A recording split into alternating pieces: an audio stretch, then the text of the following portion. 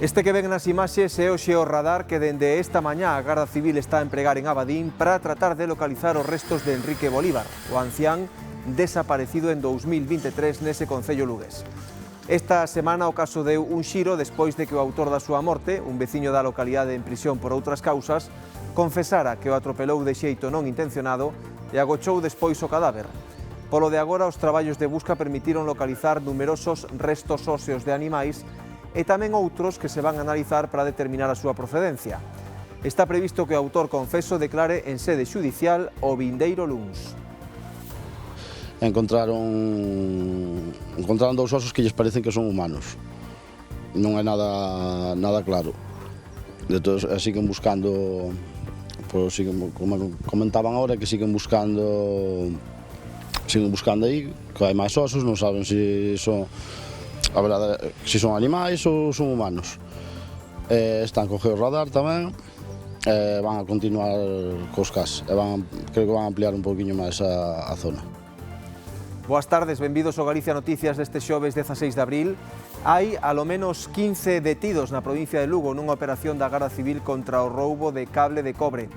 Parte dela levouse a cabo en Portomarín para sorpresa da veciñanza, pouco acostumada a ver detencións e mesmo a escoitar disparos de advertencia, iso sí.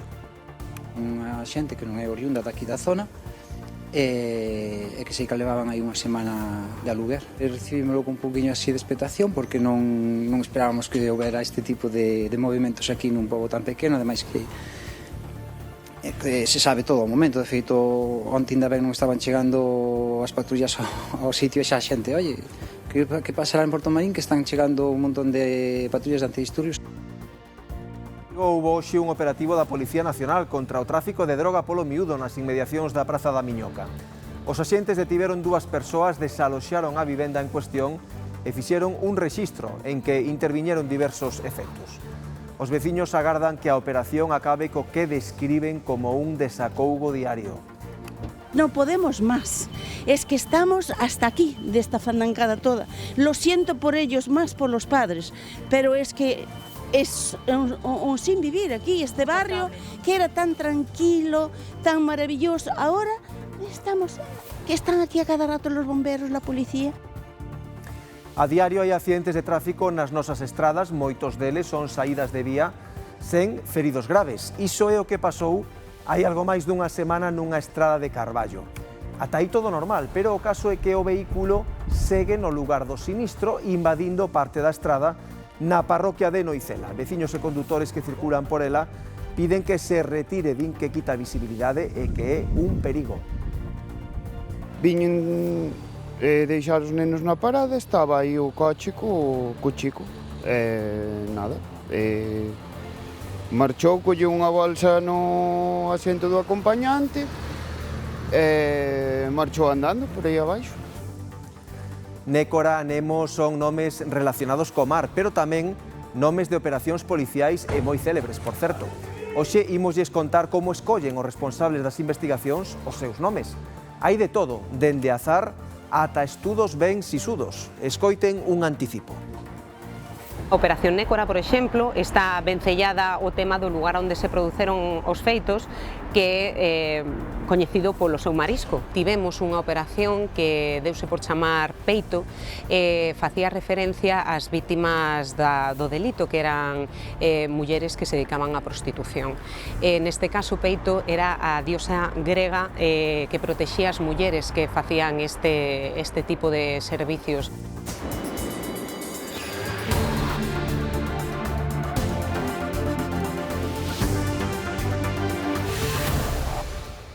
Comezamos en directo no concello lugués de Abadín. Alí continúa a busca do corpo de Enrique Bolívar, o octoxenario desaparecido en 2023. O autor confeso da súa morte asegura que agochou o cadáver nun piñeiral. Hai algunha novidade, Demetrio?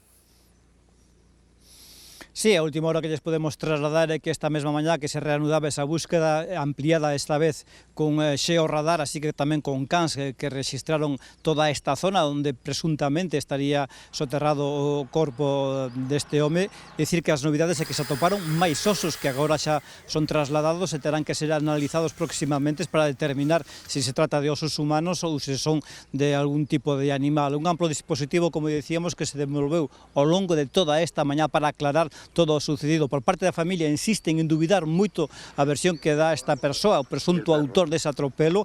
Lembremos que na súa confesión diante da xuíza dixo que atropelara, que o metera no maleteiro, que logo lle quitara a roupa, que o trouxera ata aquí, que o enterrara, que queimara a roupa, que tamén queimou o seu propio vehículo. Di a familia que dubida moito que o enterrara aquí, así que están moi pendentes deses achádegos levados a cabo hoxe por parte da Garda Civil e moi pendentes tamén do que pase o próximo lunes. Está previsto que esta persoa, que agora mesmo está en cadea cumplindo penas por outros delitos, ten que volver a declarar diante da xuíza. A abogada da familia vai solicitar a súa prisión provisional, xa que teme que se queda en liberdade, algo que pode pasar próximamente, poida fuxir.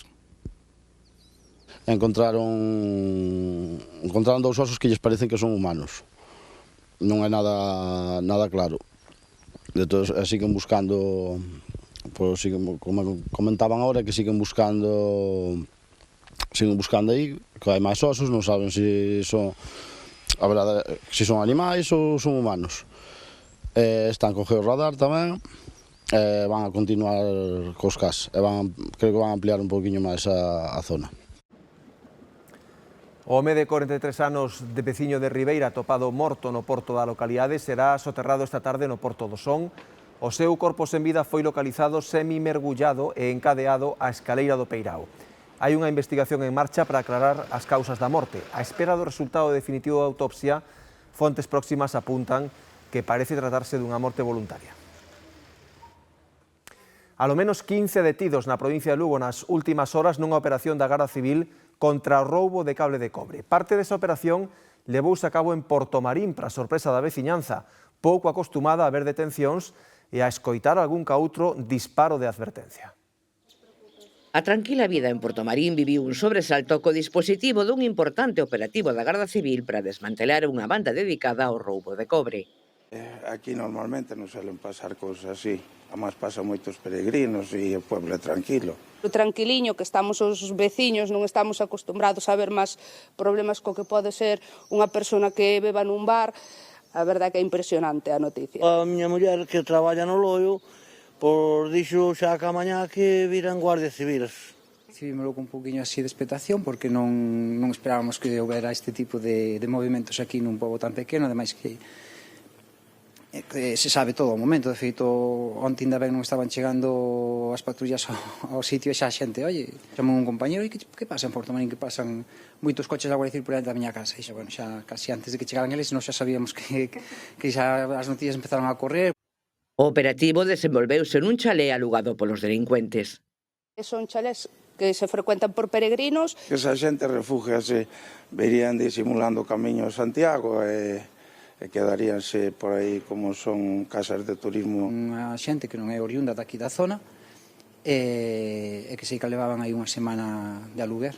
Aquí a estivar viñan e eran moi amables, accionábanse ca xente moi educados, claro, moi educados porque además sei que traballaban nunha empresa, dixeron nombre Cobra, me parece que era ou algo así, e era claro, cobraban eles. Foi moita a expectación en Portomarín, xa que ademais das detencións, segundo algunhas testemunhas, hubo algún disparo de advertencia ao aire. O operativo da Garda Civil desenvolvese simultaneamente noutros puntos da provincia con máis detencións. O cobre é un material moi caro, e a xente o cobre, eso gustalle. Está ben que vayan collendo a alguén por aí, que desas cousas non fan falta. En total, 15 detidos nesta operación, dos que un pasará nas próximas horas a disposición xudicial en Chantada. Un traballador dunha empresa de cobro de Morosos denunciou a agresión que supostamente sufriu por parte dun dos propietarios dun negocio de Silleda cando acudiron a mediar para cobrar unha débeda por unhas obras. A titular do negocio asegura que o seu marido saíu na súa defensa porque o cobrador a empurrou a ela primeiro. Ángel é un dos cobradores de morosos que acudiu co seu compañeiro a unha cita nun negocio en Silleda para mediar no cobro dunha débeda por unhas obras. Asegura que os encerraron e cando o compañeiro exixiu que abriran a persiana, a conversa subiu de tono e o propietario agrediuno. A suposta deudora empezou a provocar o meu compañeiro. E o meu compañeiro único, oye, mira, ábreme a persiana, déjame salir de aquí, por favor, te lo estoy pidiendo por favor, que me dejes salir de aquí, déjame salir de aquí. Te pos moi chulo, tal, provocando. E, bueno, en ese momento levántase o que é a parexa desta señora e, bueno, empeza a agreder ao meu compañeiro. Aí, cando me levanto eu, intento separar. Que me abras esta mierda, te lo estoy diciendo. Hostia, pero este es tu jefe. É un compañero. ¡Abre esta mierda, joder! ¡A mí no me muevas a enfrentar! Ao final, abren a persiana e levan o meu compañeiro desde dentro hasta fora e tiranno contra unhas especies de jardineras que hai aí e foi cando eu puiden quitar o paisano de riba do meu compañeiro porque estaba en riba e eu estaba asfixiando. Asegura que o compañeiro está de baixa a causa das lesións e presentaron denuncia na Garda Civil. Os responsables do negocio declinaron facer declaracións, pero aseguran que foi o cobrador de morosos o que empurrou a muller primeiro e o marido saíu na súa defensa. Respecto da débeda, aseguran estar pasando un mal momento, pero que sempre tiveron intención de chegar a un acordo para pagar. Operativo da Policía Nacional en Vigo contra a droga nas inmediacións da Praza da Miñoca. Os asientes detiveron 2 persoas, desaloxaron a vivenda e fixeron un rexistro en que interviñeron diversos efectos. Desde as 7 da mañá, medio cento de axentes da Policía Nacional accederon a unha das vivendas ocupadas ilegalmente na contorna da Miñoca. Detiveron 2 persoas e incautáronse de algúns obxectos da vivenda. Non trascendeu se atoparon droga ou non. Tamén desaloxaron a unha dúcia de persoas que estaban ali no momento da entrada técnica. Os veciños levan anos denunciando o constante trafego de xente que acode mercar droga e que consome no interior da vivenda ou nas inmediacións. Están recollendo sinaturas e xa levan 800 e non desbotan facer unha movilización antes do verán. No podemos más. Es que estamos hasta aquí desta fandancada toda. Lo siento por ellos, más por los padres, pero es que es un sin vivir aquí, este barrio, ¿no? Que era tan tranquilo. Miedo por la noche, sí, yo por la noche ya no salgo con el perro, porque además vivo ahí y paseo al perro justo al lado de donde está la casa y por la noche yo no voy, va mi pareja. Uns escándalos tremendos. Ven moita xente a comprar, Bueno, xente e ademais é máis, incluso aquí na plazoleta esta de Miñoca, van aí, se lavan aí. Nos robaron, pero sí que por la zona me han dicho una cafetería, en un barbero que está arriba, en la parte de donde está la pasiva. Y, bueno, movimiento vemos todos los días. Moito movimento. Canta xente irá cada día aí? Pues más de 20 o 30. Entran, salen, no sé si viven aí o si van a buscar algo, pero entran y salen todos los días. As detencións producíronse pouco antes das 10 e os 2 homes foron conducidos a dependenzas policiais. Poderían prestar declaración mañá nos xulgados. Segundo as hipóteses iniciais, poderían ser os responsables da venda de droga no inmoble. Aí hai colexios, hai guarderías, pois está plagado de xente xoven e de xente, pero bueno, isto aquí é o pan de cada día de mirar por aquí a policía, Isto non é ninguna novedad.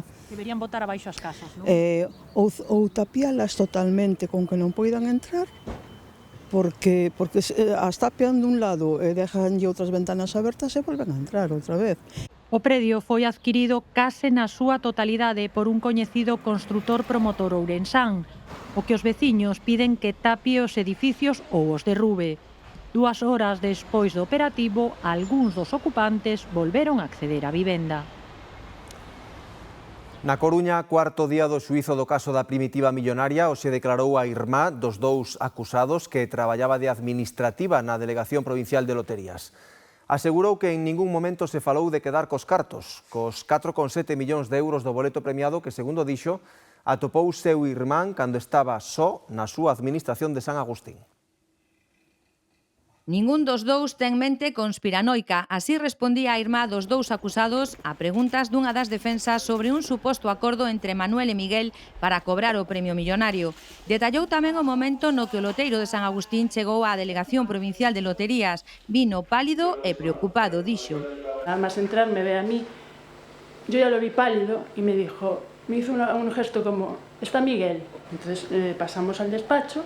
Entonces me dijo, me acaba de pasar una cosa esta mañana que es alucinante, todavía no me lo puedo creer. En un momento determinado que no había nadie en el despacho, pues me encontré un grupo de boletos, pues lo cogí y lo pasé por la terminal. Empecé a pasar los resguardos. ¿Cuál fue mi sorpresa? Que uno de ellos tenía un premio. Contou que fora seu irmán Miguel, daquela delegado provincial de loterías, quen lle mandou levar o seu irmán o resgardo de volta á administración de San Agustín e que o deixase ali un día por se alguén o ia reclamar. Si no viene nada, tú mañana ven a primera hora y a ver qué hacemos. O sea, lo decidirían entre los dos. Se lo dijo Miguel, se lo dijo mi hermano. Nesta cuarta sesión da vista oral, 2 axentes da Policía Científica encargados de recoller pegadas dactilares destacaron a escaseza de información coa que traballaron ao comezo da investigación. O xuízo retomarase o luns, que será cando, según o previsto, declaren os 2 procesados. A medida que o caso se fixo moito máis grande, que veio a UCO de Madrid para facer apoios, foi cando se lle cambiou o nome a KERPU, que era un acrónimo no que se utilizaba o apelido da rapaza as iniciais do nome do pobo onde sucedeu, que era a Pobra do Caramiñal, en Castelán. Así como ven, coas ventaxes naquizadas amenceron este xoves varios coches no barrio dos Castros, na Coruña. Foi na zona da glorieta de Casablanca, preto do centro de saúde, no ramal que conecta coa avenida das Xubias. Unha baixada onde non hai vivendas nin tampouco transitan peóns. Os vehículos tiñan o interior revolto, sinal de que os responsables intentaron roubar calquera obxecto de valor. Zaliev, Nemo ou Rocky, nomes disparatados que teñen entre sí relación. Son nomes de operacións policiais. Algúns en galego, outros en alemán ou latín, moitos escollidos ao show, pero noutros hai un grande exercicio de creatividade detrás. Chamaronlle Nécora. Nécora é un crustáceo, un marisco moi característico das nosas rías. Nos ámbitos policiais cambia a cousa. Nécora é o primeiro e un dos maiores golpes contra o narcotráfico. Foi nos 90. Nécora, por exemplo, está vencellada o tema do lugar onde se produceron os feitos, que é coñecido polo seu marisco. Te podía chamarse Verano Azul, podía chamarse... Nomes moitas veces aleatorios, outros máis sisudos. Segundo os nomes coloquiais, faise moito uso do tema do latín, dos nomes científicos, de referencias mitolóxicas, película, unha canción. Tirando de cultura xeral, arrancou a Operación Peito. É unha parte do noso corpo, a zona alta do tórax. Simboliza tanto o cariño como a valentía. Tivemos unha operación que deuse por chamar Peito e facía referencia ás vítimas do delito, que eran mulleres que se dedicaban á prostitución. Neste caso, Peito era a diosa grega que protexía as mulleres que facían este tipo de servicios naquela época. Un cariño ás vítimas, como ocorreu no caso do neno Gabriel, foi a Operación Nemo. Era moi forofo do tema do mar e dos peixes, entón, como era un rapaciño, buscouse unha película infantil na que aparecese un pescadiño. Tamén había sentimento en Nenúfar, a investigación da morte de Asunta. Unha planta típica do país de orixen da rapaza, que era China, e tamén porque era un símbolo de inocencia. Cada operación leva o seu nome, pero conforme avanzan e por motivos diferentes poden cambiar. A busca de Diana Quer arrancou chamándose Prístina. Unha cousa prístina é orixinal, pura, e por extensión é tamén moi clara. Así de claro tiñan, pero complicouse. A medida que o caso se fixo moito máis grande, que veio a UCO de Madrid para facer apoios, foi cando se lle cambiou o nome a KERPU, que era un acrónimo no que se utilizaba o apelido da rapaza as iniciais do nome do pobo onde sucedeu, que era a Pobra do Caramiñal, en Castelán, Puebla. Os acrónimos dan moito xogo, indescifrables para quen non está no hallo. Co nome de Zaliev acaban de desartellar unha rede de narcotráfico que tiña como tapadeira unha tenda de zapatillas de luxo na Coruña. Zapatillas Limit Edition, entonces foi Zaliev. Só repiten nome cando hai segundas partes. Pasou con Rocky, na que o detido era un tal Balboa. Houbo moitas vítimas e varias operacións Rocky, con máis entregas que a propia película. Unha vez máis, a realidade tamén aquí superou a ficción. Hai algo máis dunha semana, un coche saiu da vía en Carballo, sen feridos, ata aí todo normal, pero o caso que o vehículo segue no lugar do sinistro, invadindo parte da estrada na parroquia de Noicela. Veciños e condutores que transitan por ali urxen a retiralo, din que é un perigo porque quita moita visibilidade. é a estrada de P1909 de Carballo a Caión. En Noicela, seguramente cando tentaba coller cara á Laracha, saiu da vía este coche. Ángel vive xusto diante e puido falar co condutor do vehículo. Viñen deixar os nenos na parada, estaba aí o coche co chico. Nada. Marchou, colleu unha bolsa no asento do acompañante e marchou andando por aí abaixo. Eso, díxome que de chamar a grúa se encargaba a súa muller e nada máis, non falamos máis.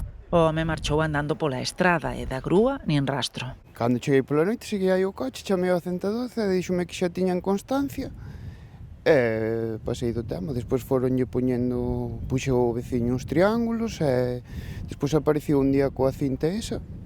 Os veciños tentaron sinalizar o perigo porque pasaron os días e aquí segue o vehículo. Invade parte da estrada e quita moita visibilidade no cruzamento. É moi peligroso e a partir da noite, das 9 da noite, non se ve porque os triángulos caen co vento, a V16 nin está, nin se lle espera, entonces hai xente que intenta ir a girar antes, que xa conoce o cruce, sabe onde está, se encontra co coche metido na carretera. Ai, sí, cando fun para lá que virei non se ve do lado de Carballo. E ti ves, e teste que meter todo para aquí para diante, porque claro, tápache. Os coches que veñen dali e veñen mangaos, pois tápache. E a ver, non é normal, Bótanse a imaginar que puido pasar para que abandonaran o coche aquí. Iso que este ten que ser un coche roubado, non crees? A ver, eu penso que ten que ser un coche roubado porque senón tiñan o que quitar dai. Alguén que non pagou o seguro é alguén que non quere ser responsable do coche que ten. Iso é o que lle pasa. Especulacións á parte, na Policía Local consta que o propietario do coche xa foi requirido para retiralo daqui, pero ao tratarse dunha vía interurbana, explican que o expediente é competencia da Garda Civil. En Ferrol, a tala das árbores para a remodelación da Praza Rosalía desatou unha polémica intensa. Algúns amósanse desolados pola perda, mentres que outros se alegran de perdelas de vista, Iria. Si, os veciños do barrio de San Xoán concordan en que era preciso modernizar esta praza, pero o tema da tala das árbores divide e moito. Para algúns veciños están satisfeitos porque din que as árbores lles metían moita sombra e humidade nas casas, mentres que para outros estamos diante dun atentado ambiental. Opinan que as árbores se tiñan que ter trasplantado e non cortado, xa que eran parte da vida e da identidade desta praza. A imaxe da Praza de Rosalía completamente despexada e coas 21 árbores serradas no chan non deixa indiferente a ninguén. Pero ia venir a compra e ver isto, ¡buah! Desolado. Pues da poco penita, eran muy antiguos, la verdad que se ve mucha claridad ahora, tiene más vista a los vecinos. Pareceme que a min gustaba máis antes, cos árboles, pero bueno, é o que hai. A polémica está servida. Para uns, as árbores eran un emblema e un pulmón do barrio que había que conservar. Cuando sentí el ruido de la sierra se me caían las lágrimas. Yo llevo 30 años viviendo en Plaza Rosalía. 30 años y se me caían las lágrimas. Nos hacen falta porque quitan lo que llama un poquito al fresquito. Y si no, pues aquí todo lo cementamos, pues nada. Para outros, os vellos pradairos eran un problema que cortar de raíz. Sí, esos eran muy altos. Yo vivo aquí, en estas casas, y nos sacaba mucha claridad, sí. Las raíces de los árboles tropezaban con el paseo. A mí me parece muy bien que lo corten, porque esto era una porquería. Sí, te sentabas en un banquillo y todo eran bichos. O proxecto de remodelación da praza contempla a sustitución das árbores por outras de menor porte, como cerdeiras. Así que tamén hai quen prefire agardar e ver. Vamos a esperar a solución. A ver como queda. Non sei se fai falta ou non, pero entendo que si fai falta, porque se teñen que desmantelar a plaza inteira, moito máis caro saldría arrincalos e leválos para outro lado. O Concello, pola súa banda, responde que o cambio das árbores por unhas máis pequenas se fai por petición da asociación veciñal. Está previsto que estas obras, que baixarán a praza ao nivel da calzada, se prolonguen durante 9 meses. A praga de ratas de Vilariño no Concello de Cangas podería ter os días contados. O Concello confirma que dende o comezo da semana xa se están tomando medidas para loitar contra os roedores. Segundo explicou a propia alcaldesa, xa se rozou a zona próxima ao río. Ademais, a empresa de desratización contratada instalou trampas con veleno para acabar co problema. Veciños e comerciantes denunciaran a proliferación de ratas neste lugar e os problemas que lles ocasionaban pola proximidade ás súas vivendas e aos negocios. Tras 5 meses de confinamento, acaba de levantarse completamente a restricción ás galiñas pola gripe aviaria. Des que comezou a desescalada o pasado 1 de abril, en Galicia quedaban aínda 40 concellos onde as aves de curral non podían saír polo risco de contacto con aves migratorias. Dende hoxe xa poden facelo. Segundo publica o Boletín Oficial do Estado, a medida responde, entre outras cousas, a que non se detectaron novos contaxios. A xeada estraga viñedos do Ribeiro, foi en localizacións moi puntuais, pero nas zonas nas que arrimou, como en Castrelo de Miño, os danos nas cepas son moi importantes. Haberá que agardar a ver como evoluciona a planta para valorar as perdas, pero estas xeadas na época de brotación son moi perigosas. Están en alerta ata que non chegue o mes de maio. Os estragos que provocou a xeada na denominación de orixe de Viño Ribeiro vense ben nesta viña de Godello en Castrelo de Miño. Está moi afectada, como vedes, está toda... E é que na comarca do Ribeiro pasaron de acadar 32 graus a semana pasada aos 0 de mínimo o domingo. Esta zona é unha das zonas que máis afecta cando ven a xeada e está, de feito, no resto da viña non, pero aquí se afectou bastante. E a ver, isto foi o fin de semana, pero os efectos vanse vendo, eso, cada día que pasa vanse vendo. Pero bueno, pinta mal. Posiblemente esa zona cosecha non dé, o sea, aí a uva xa se perde. Acompañamos agora os técnicos de campo de Viña Costeira que revisan se tamén se queimou este viñedo de recente plantación. Estamos vendo que os racimos se os fastidiou. Vemos os que están así medio curvaos, negros.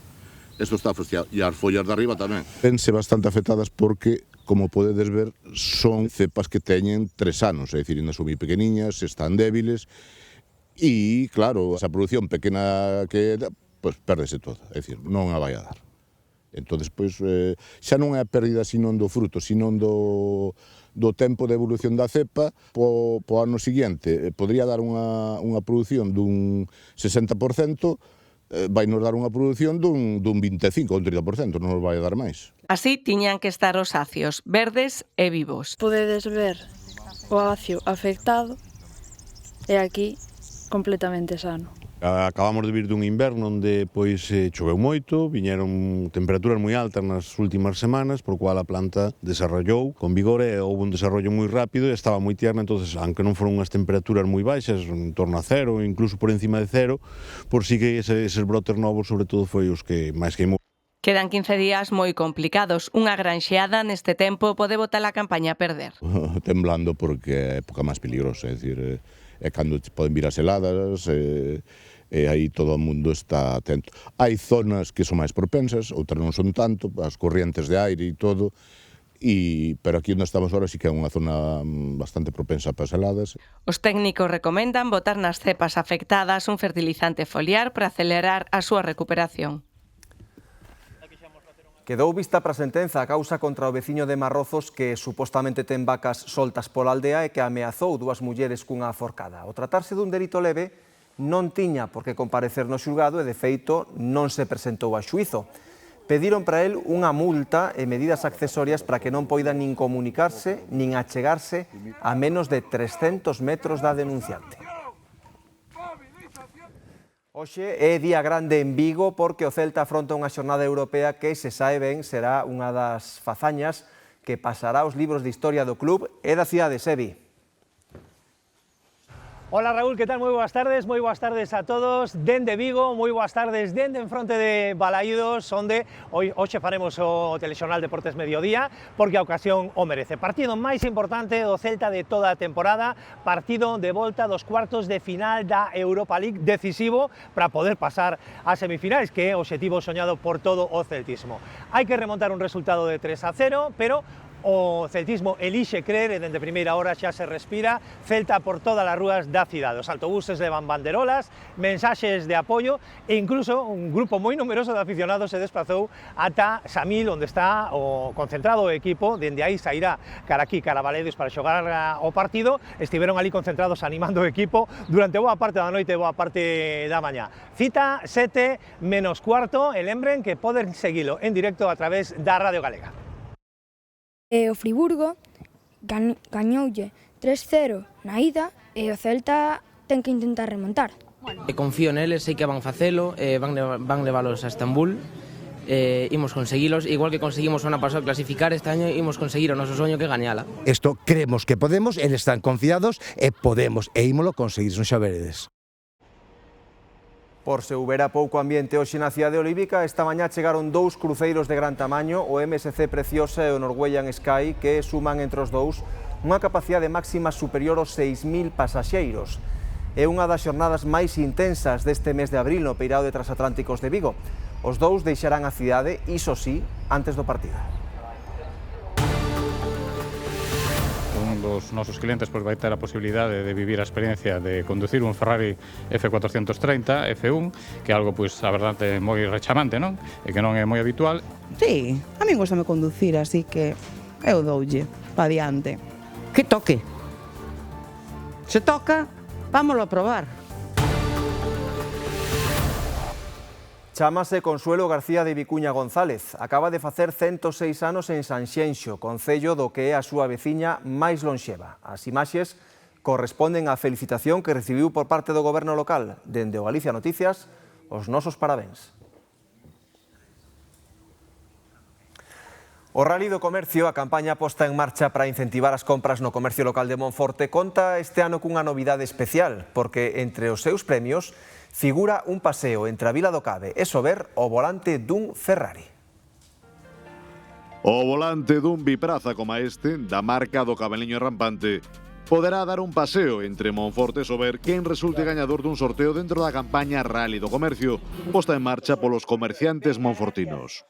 Sí, a min gostame conducir, así que eu doulle, pa diante. Que toque.